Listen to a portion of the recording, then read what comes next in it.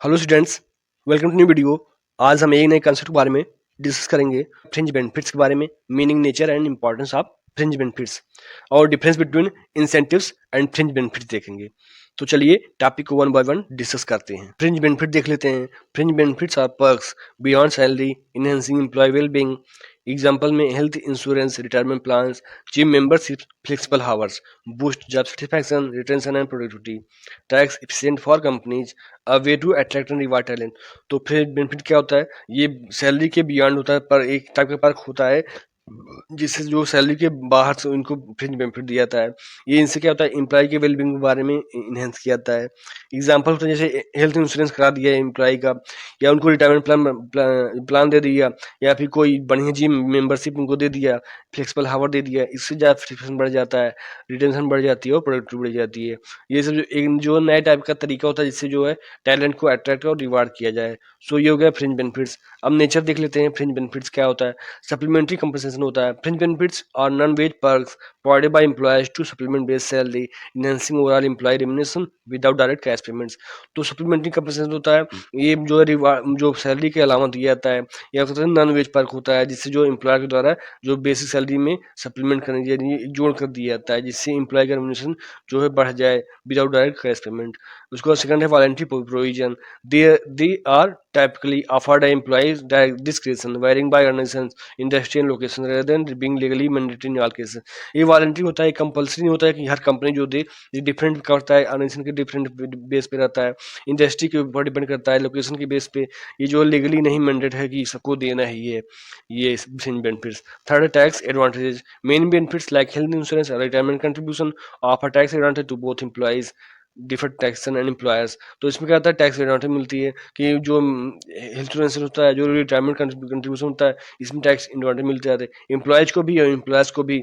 Tax इसमें कम लगता है। उसके बाद है photo diverse forms include tangible items, company cars, housing allowances and intangible wellness programs, employee assistance, catering to holistic employee needs.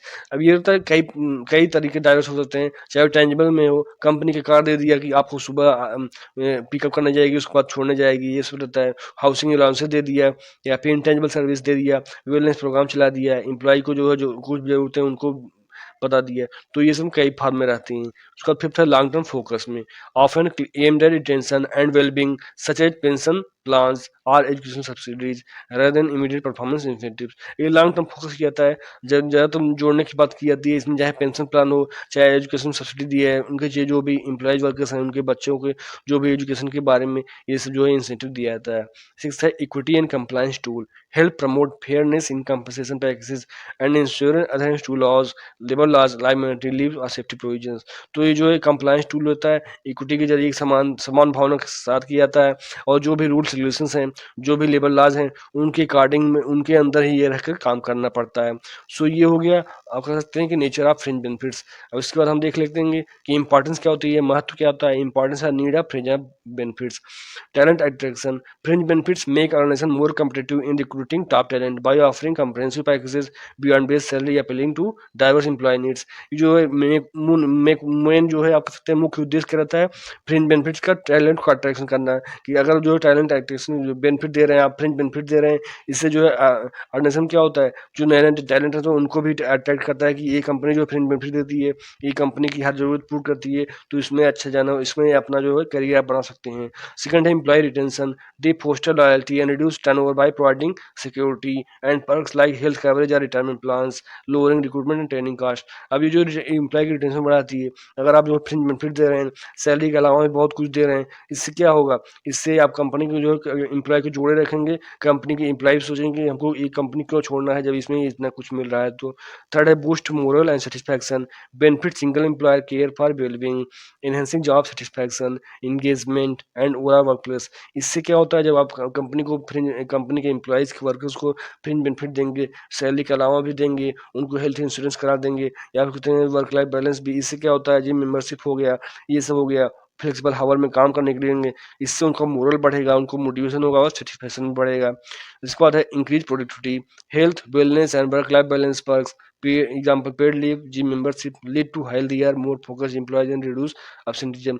ऐसे productivity बढ़ेगी, क्योंकि जो है हम उनके हेल्थ के बारे में, उनके वेलनेस के बारे में, उनके वर्क लाइफ बैलेंस के बारे में सोच रहे हैं, फ्लेक्सिबल हावर दे रहे हैं कि आपको जब चाहे तब इतना आपको काम करना है, ये 24 घंटे में 8 घंटे काम करना चाहे आप सुबह शाम कर लीजिए, 4 घंटे डिवाइड कर कर।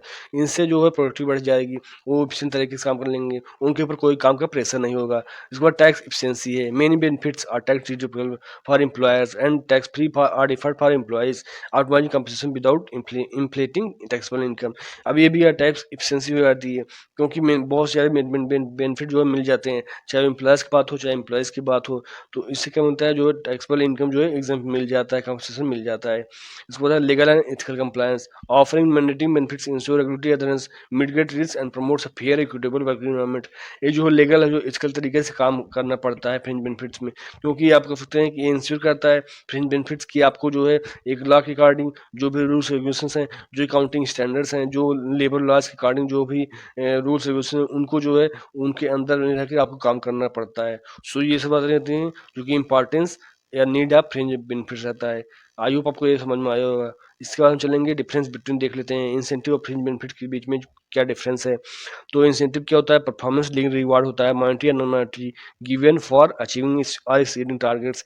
तो ये जो परफॉर्मेंस लिंक्ड रिवार्ड होता है, चाहे मॉनेटरी फॉर्म में हो चाहे नॉन मॉनेटरी फॉर्म में होता है, ये जो है टारगेट को अचीव करने पर, एक्सीड करने पर दिया जाता है। वहीं फ्रिंज बेनिफिट क्या होता है, additional non wage compensation or perks provided as part of employment of non monetary. ये जो एडिशनल नॉन वेज होता है, ये जो सैलरी के अलावा भी दिया जाता है। जनरली क्या होता है, नॉन मॉनेटरी टर्म्स में दिया जाता है एम्प्लॉयज़ को। पर्पज क्या होता है इंसेंटिव का, to motivate employees to improve productivity performance and achieve specific goals. Employee को मोटिवेट करना, उनकी प्रोडक्टिविटी बढ़ाना, परफॉर्मेंस बनाना और जो निश्चित गोल है उसको अचीव करना इंसेंटिव्स का पर्पज रहता है। और फ्रिंज बेनिफिट्स का, to enhance employee satisfaction, loyalty, work life balance and long term retention. ये एम्प्लॉय की सेटिस्फैक्शन को बढ़ाना, लॉयल्टी के उनके प्रति वफादारी बढ़ाना कंपनी के प्रति, वर्क लाइफ बैलेंस को मेंटेन करना और लॉन्ग टर्म रिटेंशन को सोचना, ये होता है फ्रिंज बेनिफिट्स। थर्ड है नेचर, नेचर की बेस पे variable and contingent on individuals group ये परफॉर्मेंस और रिजल्ट्स। तो ये क्या होता है, इसका नेचर क्या होता है, वेरिएबल होता है और इंडिविजुअल और ग्रुप परफॉर्मेंस की बेस पे या रिजल्ट की बेस पे डिपेंड रहता है इंसेंटिव्स का। वहीं जो कह सकते हैं कि आप कह सकते हैं कि फ्रिंज बेनिफिट्स क्या होता है, फ्रिंज बेनिफिट का फिक्स्ड स्टैंडर्ड होता है, provided to all eligible employees regardless performance. जो फ्रिंज बेनिफिट होता है फिक्स्ड या स्टैंडर्ड के बेस पे होता है, ये हर जो एम्प्लॉयज हैं उनके पास परफॉर्मेंस को न देख कर सबको दिया जाता है। अब इंसेंटिव्स क्या होता है, बेसिस पे मेरिट बेस होता है, एग्जाम्पल आउटपुट सेल्स टारगेट का कंट्रीब्यूशन। ये जो इंसेंटिव होता है वो मेरिट पे बेस होता है, आउटपुट के बेस पे क्या सेल हुआ, टारगेट हुआ, क्या कंट्रीब्यूशन है आपका एक एम्प्लॉय के तौर पर। तो ये जो है इंसेंटिव होता है। वहीं जो फ्रिंज बेनिफिट्स मेंबरशिप बेस पे होता है, जस्ट फॉर बीइंग एम्प्लॉयड। अगर आप एम्प्लॉय हैं तो आपको ये फ्रिंज बेनिफिट्स मिलेगा ही मिलेगा। एग्जाम्पल देख लेते हैं इंसेंटिव्स का, bonus, commission, profit sharing, stock option, performance awards. ये होता है इंसेंटिव का एग्जाम्पल। वहीं फ्रिंज बेनिफिट्स का, health insurance, paid vacation, time off, retirement plans, life insurance, employee discount, gym membership, company car. So ये हो गया फ्रिंज बेनिफिट्स का एग्जांपल। अब टैक्स इम्प्लीकेशन देख लेते हैं। ऑफन टैक्सेबल इनकम में इंक्लूड परफॉर्मेंस बोनस। अब जो जो होता है आप सकते हैं इंसेंटिव्स, वो टैक्सेबल होता है इनकम में परफॉर्मेंस बोनस के तौर पर। वहीं जो फ्रिंज बेनिफिट होता है, many are tax exempt or advantage, example health insurance premium, some taxable, company car for personal use. तो जैसे टैक्स एग्जेम्प्ट भी होता है, जैसे मान लीजिए हेल्थ इंश्योरेंस प्रीमियम हो गया, वो आप टैक्स फ्री हो जाता है, लेकिन जब कंपनी कार है पर्सनल यूज करेंगे तो वो टैक्सेबल रहेगा। अब टाइमिंग या फ्रीक्वेंसी देख लेते हैं। Paid periodically based on results, example quarterly bonuses. अब जो इंसेंटिव होता है ये अधिकतर जो है रिजल्ट के बेस पे डिपेंड करता है कि जैसे आपका रिजल्ट रहेगा, चाहे क्वार्टरली बेस पे हो, चाहे ईयरली बेस पे हो, चाहे मंथली बेस पे हो, उसी हिसाब से इंसेंटिव दिया जाता है। वहीं फ्रिंज बेनिफिट्स, ऑनगोइंग और annual insurance coverage, year round paid leave. ये जो है ऑनगोइंग कंटिन्यू चलता रहता है, चाहे एनुअल बेस पे होता है। सो ये हो गया, आप कह सकते हैं कि different between incentives and fringe benefits. Video को लाइक कर दीजिए और चैनल को सब्सक्राइब कर लीजिए, जिससे आपको लगातार वीडियो मिलता रहे और हमें भी मोटिवेशन हो सके। If you have any suggestion please comment on this video. Thank you for watching video. जय हिंद।